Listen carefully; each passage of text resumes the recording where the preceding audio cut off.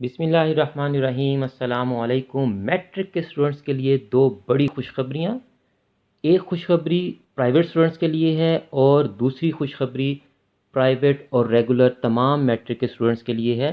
तो ऐसे तमाम प्राइवेट स्टूडेंट्स जो किसी भी वजह से गवर्नमेंट स्कूल्स में एडमिशन्स नहीं ले सकते थे या वो प्राइवेट स्कूलों की भारी फ़ीसें अफोर्ड नहीं कर सकते और वो मजबूरी की हालत में प्राइवेट इम्तहानात देने पर मजबूर होते हैं, लेकिन वो सिर्फ़ और सिर्फ़ आर्ट्स या कॉमर्स के सब्जेक्ट्स में प्राइवेट इम्तहानात दे सकते हैं, उनको साइंस सब्जेक्ट्स में इम्तहानात देने की इजाज़त नहीं होती। लेकिन inter boards committee of chairman की हालिया मीटिंग में पाकिस्तान भर के प्राइवेट स्टूडेंट्स को साइंस सब्जेक्ट्स में इम्तहानात देने की इजाज़त दे दी गई है।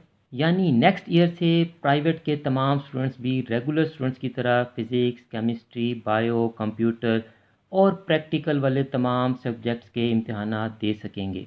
और पाकिस्तान भर के तमाम मैट्रिक के स्टूडेंट्स के लिए दूसरी बड़ी खुशखबरी ये है कि मैट्रिक के इम्तहानात में अपीयर होने की कम से कम उम्र की हद को 14 साल से कम करके 12 साल कर दिया गया है। यानी पहले 12 और 13 साल के स्टूडेंट्स मैट्रिक के इम्तहानात नहीं दे सकते थे, लेकिन इस मीटिंग के मुताबिक जो फ़ैसला किया गया है, आइंदा से 12 और 13 साल के स्टूडेंट्स भी मैट्रिक के इम्तहानात में अपीयर हो सकेंगे।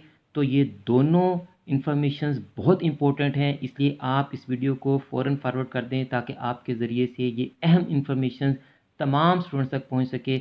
जज़ाकल्लाह।